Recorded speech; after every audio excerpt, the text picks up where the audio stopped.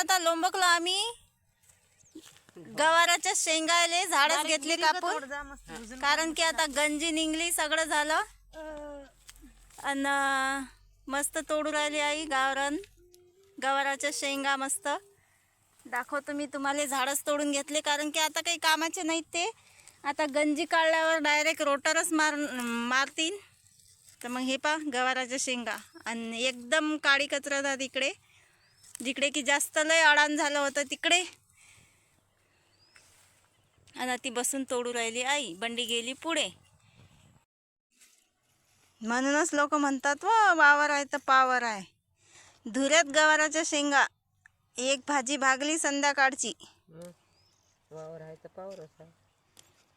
सांगा मग, असं आहे वावर आहे तर पावर आहे. एवढ्याच शेंगा. इथल्यासाठी सातीवर जावं लागते भाजीपाला आणायला. हो, नोकरीवाले बाजारात जातात है नाही. ते गावरान भेटत नाही असं नाही. गावरान भेटत नाही त्याला. भले येला गेले हो एवढ्या मोठ्या ते ह्याच्यात. गेल्या वर्षी बी होतं लय होते ना मग. हम्म. पण ते आपल्या बैलांना खाल्ल्याना बांधले होते तर तिथं. लयच लागले असते हो माहिती झाड. हिवाळ्याच्यानं लय लागले असते. तर ते गवतच आहे सारण काय. तिथे झाडं मोडून आणले आणि खोपटीवर ठेवले बदल. अतिच निघलं वाटते मग साऱ्या बिया.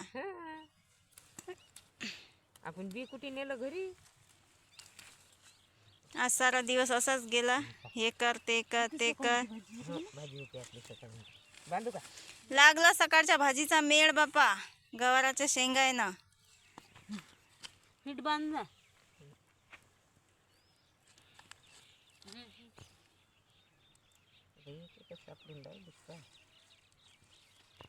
सकाळ पाहिजे ते कसं खाजवते मग.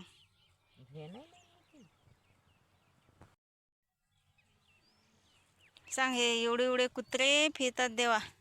नाही भाकर ना पाणी ना काही. लय फरदळले होते. हो ना. तेवटून बंडी नेऊन नेऊन बकऱ्याच्या चावडीत गेले ते. चला आता उठत बसतच जा लागते आज. केस बांधलं तटलं. चला मग निघलो आता घरी. शेंगा बिंगा घेऊन सकाळची भाजीची सोय झाली. आणि पुढे बी शेंगा पाहून ठेवलात म्या. ते बी शेंगा घ्यायला लागतात.